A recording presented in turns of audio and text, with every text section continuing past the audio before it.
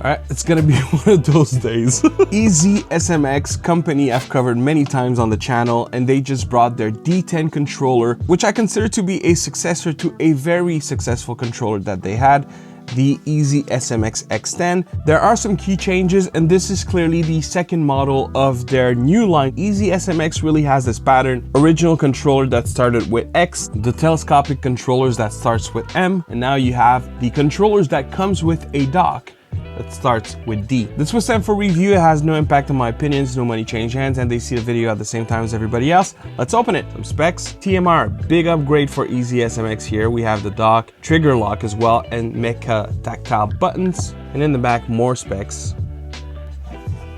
If you connect the dock to your PC, you will have a connection through this connector here where you can insert the dongle, and then in the back you have a USB-C, prongs for charging. The controller itself, which we'll get back to in a second. Here we have the dongle with a little pairing button right here. Manual. GG EasySMX, GG. And as you can see, that gives us a couple of things that we can adjust directly on the controller. EasySMX, as far as I know, has never fully backed a software with their controller. However, that doesn't mean that there isn't actually one. It just means that EasySMX doesn't push it forward for your tweaks. And yeah, we'll talk about that a little later. And then here we have a cable. As you dock the controller, it'll look like this. And as we said a moment ago, you can take the dongle and plug it right here. And that's exactly what it looks like once everything is plugged in and once everything is put together. Mechanical face buttons, mechanical D-pad as well, but definitely a cheaper switch. I'm not sure what it is exactly. These are TMR sticks, right? So TMR, if you're not familiar, it's a better version of Hall Effect. It uses less power. It's better in terms of sensor. It's better in terms of accuracy and linearity. So this is what we have here. Tactile function buttons. You have your USB up top, not recessed. Let's go. Tactile shoulder buttons. And we have hair triggers. When it's activated, which is the case here, we have an actual button. And here we have a dampened regular analog hair trigger. You have your 2 extra buttons in the back, which are tactile, muted. And then you have a switch for your different modes, which are dongle, Bluetooth, and Nintendo Switch. At the bottom, you have your prongs for charging while docked. So this is what the controller looks like when powered. One thing that has changed versus the X10 is that we definitely now have more RGB accents, as you can see here, and I believe these are addressable as well. If you hold M and you push M3 like this, you'll have different options. You no longer have swappable faceplates, which was the case on the previous model. You could remove the grip as well as the front portion entirely. But you do have 2 different options of color, the purple and the green as well. Like the look, I think it's a good looking controller. You have some kind of texture here. It may be a little hard to see, but you do have texture in the front, just like the previous one. And you also have texture in the back as well. The ergonomics feel very much like, you know, your typical Xbox controller. There's not a whole lot of options that don't go this route these days. You have no metal ring when it comes to the stems of your sticks, but you do have an anti-skid ring, and indeed it glides very well. Right off the bat, just from holding it, it feels nice. I don't know that it feels as good as the X10 did because there are so many products that came out since, but this is looking good for EasySMX. So what we'll do next is move to my PC where I'll test a bunch of things so that you know what to expect if you do buy one.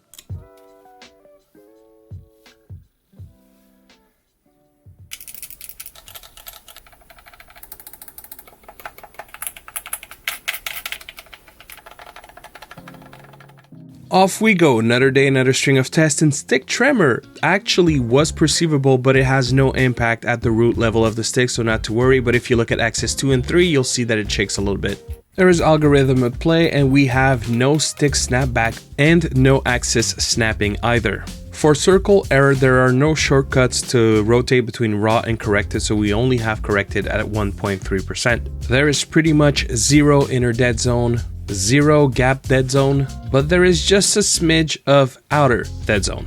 Your stick tension sits at 65 TGF, and your step resolution sits at a pretty nice 0.0005. Considering we have a dish style D-pad, I was a little disappointed with the performance for diagonal focus. And for rolling test as well, it was pretty consistent that I would get an accidental up arrow when rolling from left to right. Hitting adjacent arrows is a thing that is definitely feasible on the D10. And when looking at accidental inputs, it wasn't perfect, but it wasn't as bad as I thought it was going to be. A little bit when fast clicking and a little bit when doing opposite arrows, but not a whole lot of it. There is no proper center pivot. In fact, it's as if it's always under tension, and controller flexes a little bit when trying to push down on a center pivot if one was there. And due to the always on tension approach, it's very easy to work from the center as well. When talking the start dead zone of your triggers, there's definitely some that can be observed, whereas the end of your dead zone has pretty much none at all.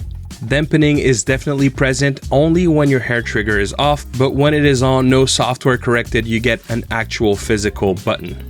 Alright, sticks and aiming. The first run I did on Aim Labs had me extremely worried. The score is quite low, and when it comes to TMR, at least a good one, I usually do close to 30,000, usually a little above 30,000. And here we are quite low compared to what I would usually do. And as you know, I like to keep it real with you guys, and I identified the problem. If you look before, you'll notice my grip has changed. I have my thumb under, and the reason is that those sticks are too high and I cramp, and that greatly affected my score. So by shifting my hold, my grip, which is not something you could do while playing, but I was able to have a better control on the right stick because it is tall and I'm just not used to it. I just don't play with that. But if you like something with a control freak, for example, that'll probably work for you. And on my third and last run, you could tell that I was already starting to understand the stick better, and that the shift on my aim also had a positive impact, and that is why my score climbed drastically between the 3 runs. The D-pad was not without fault, but it was one that translated better in a game versus the tests.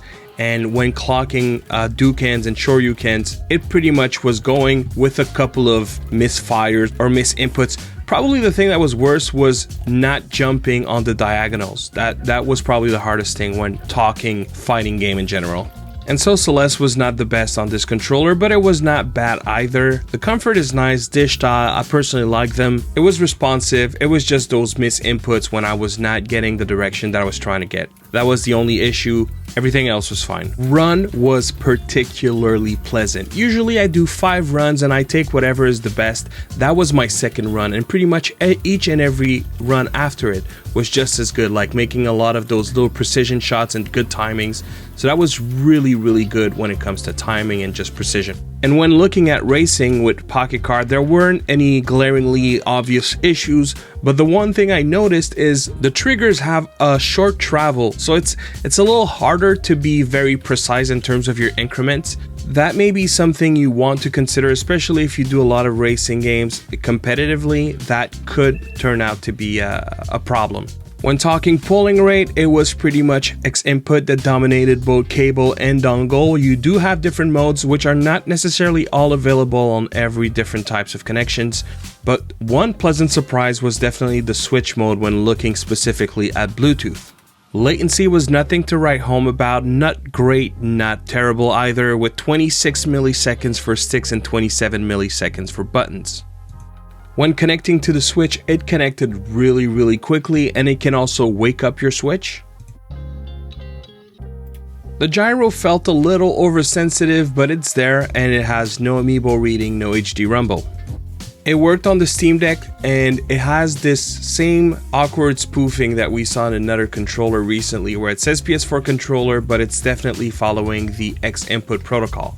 It did rumble on the Switch mode, however, the thing I did not expect is you don't have gyro access when being on the Switch mode on your Steam Deck. A little bit surprising. It did work on the PC, so I don't know what's going on here. Oh, and I almost forgot, the paddles are not being registered as unique inputs. Let's move towards the end of the video.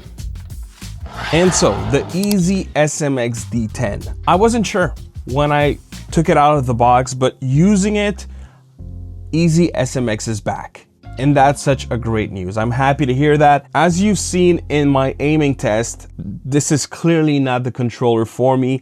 because of the sticks. Think of the height if you were to put Control Freak on your sticks, which I don't, but in terms of aiming, it does help. There are better options on the market. There are options that'll give you better customization, but considering the price point, this is probably one of the better aiming controller at low price of entry without sacrificing the features that are going to be important for aiming, such as having the hair trigger. Now, there is something that I do want to mention. Usually, almost typically, it's very common that EasySMX had buttons on their controller to address turbo and to address RGB. For example, it was the case with the X10. You don't have these buttons anymore with the D10. And there's something kind of interesting that I want to bring to your attention. When you hold M and you push one of the buttons, which is how you do turbo with this one, see what it does? It blinks red. I only know of one company that does that. I'll let you guess who it is. And again, suddenly it blinks green. Only one company that does that. And I'm not gonna name them, but if you know which company I'm talking about, please drop it in the comment box. And there's another thing. When you connect this controller to a phone, a Switch, anything, a PC, doesn't matter. Only when it's connected, you have another Bluetooth signal that comes up that is called Game Macro. Now this Game Macro, I am not sure what it is, but I know it's connected to a software of some kind. There is an app on the App Store that is called Game Macro, and when you click on it, it tries to connect to the controller, it recognizes it, and it does the connection, but it won't let you go to tweak your settings. I'm a little confused here as to what is happening. Possible that this app has nothing to do with this controller, quite frankly, but if I go into the key tester, everything works fine. If I go in gyro calibration, everything works fine. It even recognizes the firmware. I'm a little confused as to if this app has anything to do with the controller at all. I'm not gonna try the factory setting because it could potentially wipe something. For sure, this controller in my mind has an app. It's just a question of finding which one that it is. As far as EasySMX goes, they don't talk about an app compatible, but I know for a fact that it exists. So if you do find it, let us know in the comment box below. That's not the point, I just thought it was interesting, but then I'm a little curious about the way that the LEDs behave. I don't know what is going on here, but something is going on that we don't know about. And I think it's by design because someone like me will let you know what is happening under the hood. All in all, if I get away from the conspiracies, I like what EasySMX has done, and as far as I'm concerned, I believe this is them coming back to a better place and a better product overall, and it's something I'm happy to see. It's an option that I believe will be awesome for a lot of people. And so that is it, guys. We're keeping it simple. Quite frankly, I'm not disappointed. Now, we are very much in Cyclone 2 territory. I wouldn't say it's better.